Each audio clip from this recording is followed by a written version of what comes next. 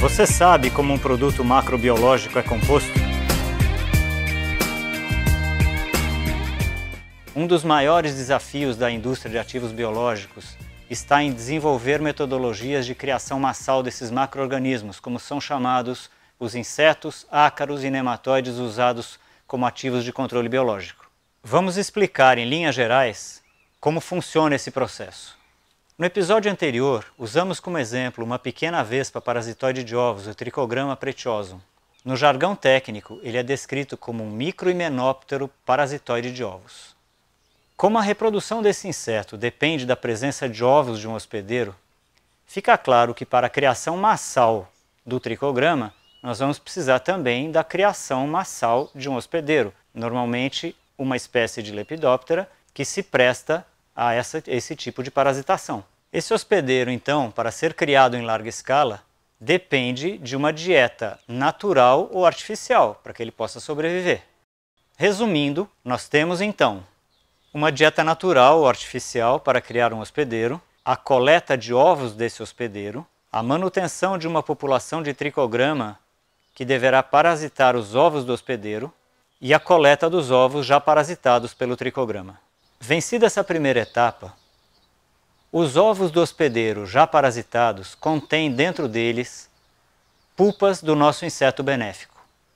Agora nós precisamos fazer chegar ao campo esses ovos com as pulpas, de onde vão emergir os insetos adultos que vão promover o controle biológico na lavoura em questão. O controle da temperatura ambiente no local da parasitação nos permite determinar a taxa de nascimento de machos e fêmeas do parasitoide, assim como determinar a data prevista da emergência dos adultos. A forma de embalar esses ovos parasitados confere segurança ao processo de liberação.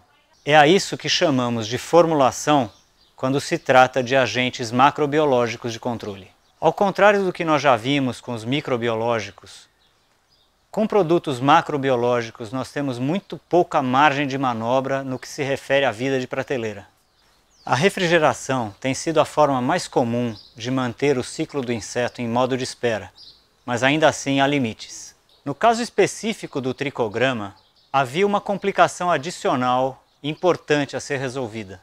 Como distribuir esses ovos parasitados em milhares de hectares de campos cultivados e dentro de um prazo relativamente curto de tempo disponível para a parasitação? Uma das alternativas é o encapsulamento dos ovos parasitados dentro de cápsulas ou cartelas de papelão, distribuídas em quantidade suficiente para cobrir a área infestada pela praga. Mais recentemente, empresas do setor se aliaram a fabricantes de drones, desenvolvendo mecanismos para a liberação de cápsulas ou mesmo de ovos soltos na área total a ser tratada.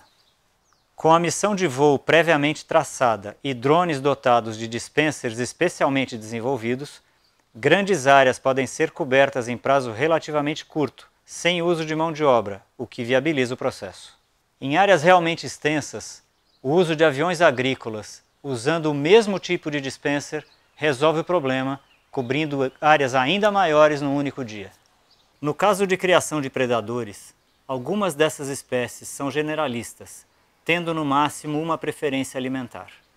A maioria, no entanto, atua sobre uma praga-alvo determinada.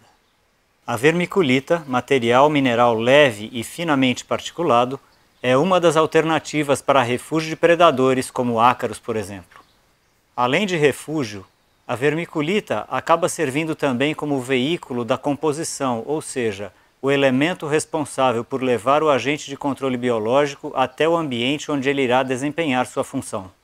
Para algumas espécies mais agressivas, ainda pode ser necessária a refrigeração como forma adicional de manter os insetos, digamos, mais calmos, até que eles cheguem ao campo onde realmente devem atuar. Um desafio adicional é determinar a quantidade de cada um desses macro-organismos que vai dentro da embalagem que é entregue ao produtor.